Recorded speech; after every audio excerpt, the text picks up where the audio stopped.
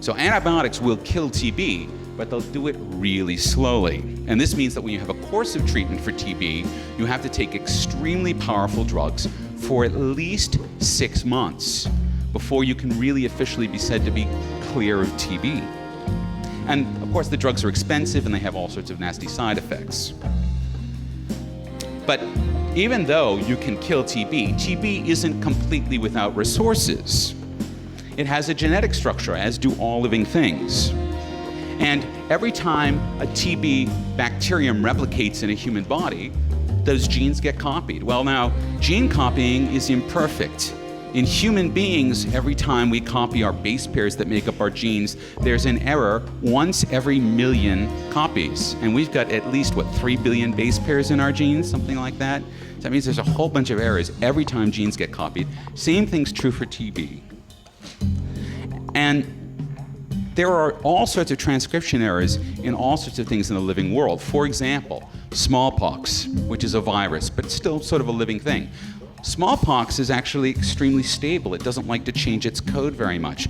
And you know what? That's the reason why there isn't any smallpox in the world anymore. On the other hand, you know what organism, it's actually a virus, is the most absolutely, completely anarchistic and profligate about changing its genes every time it replicates? No, influenza. Influenza is constantly balanced on this fine line between being sort of completely blah and just all over the map and not really working because it didn't copy itself right, and being so different every generation that we're constantly developing new vaccine for it because it's constantly changing itself. Now, TB is sort of somewhere in the middle between those two extremes.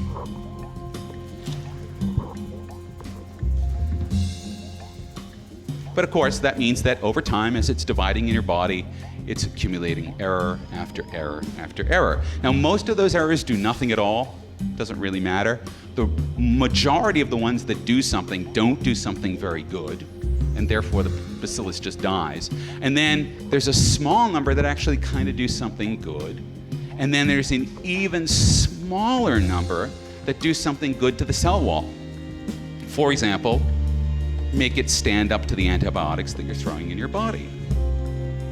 Now, under normal circumstances, that's not a big deal because you're gonna have all these different TB bacteria floating around inside of you, and maybe 0.00001% of them have accidentally become resistant to an antibiotic, but they're just floating around in the soup. But if you dump a whole lot of antibiotic in you, you're going to kill all of the other bacteria that don't have that mutation, and then the only bacteria that are gonna be left are the ones that do have that mutation, and guess what? They're not going to have any competition because you just wiped out all of their friends. And so all of a sudden, you just become a sea and a harbor for this mutated bacteria. Now, this has been known since the 1940s. So when they treat people for TB, they generally give you 2 different antibiotics because it's incredibly unlikely. 3, I'm sorry, thank you, the doctors in the room. 3, because it's incredibly unlikely that you're going to have some sort of mutation to one bacteria that's going to make it resistant to all 3 of the antibiotics they're pumping in you.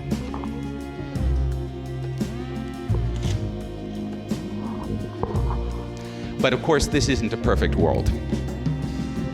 And that 3-drug treatment is expensive and it's lengthy. And people who have TB often have better things to do, like flee from a war zone or fall back into poverty or relapse into drug addiction. And a person who's been half cured of TB is a remarkably dangerous person, because the pressure that's been exerted against those bacteria by the antibiotics, the selection pressure as it's called, has wiped out all the bacteria that we could actually do something with, and has left only those strains that are resistant to the antibiotics. And so once a patient goes off his treatment regime, those resistant strains are free to go forth and multiply in their body, and if someone happens to be coughing heavily when they're seated next to you on an airplane, perhaps in a lot of other bodies. Now, in the 1980s, doctors noticed that some of the frontline antibiotics, this triple cocktail that they use, had stopped working. So they had drug-resistant TB. And so they fell back to a second line of drugs. And by, I think it was the early 1990s, you started to see that these defenses had fallen away, and you had what they called a multiply drug-resistant TB, and they finally fell back to the final line of defense. And there is no line behind that. This is it. And that's what they started to treat patients who had multiply drug-resistant TB with. And by around the beginning of this millennium, that line had been breached as well. And so now you have what is called XDR TB, or extremely drug-resistant TB.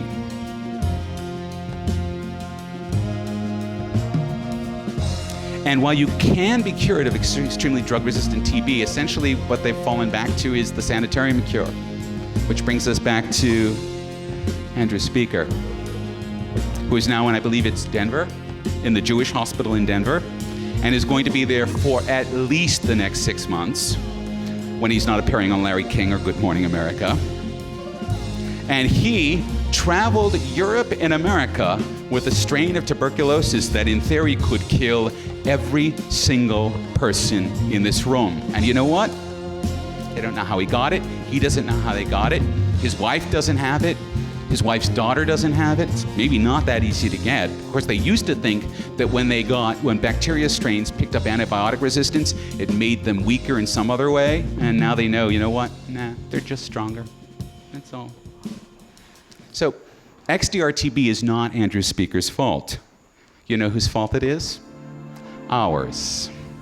It's our doing entirely. If we had never treated TB with antibiotics and saved millions of people from horrible fates, we wouldn't be facing the fate of XDR-TB. Think about that. All right.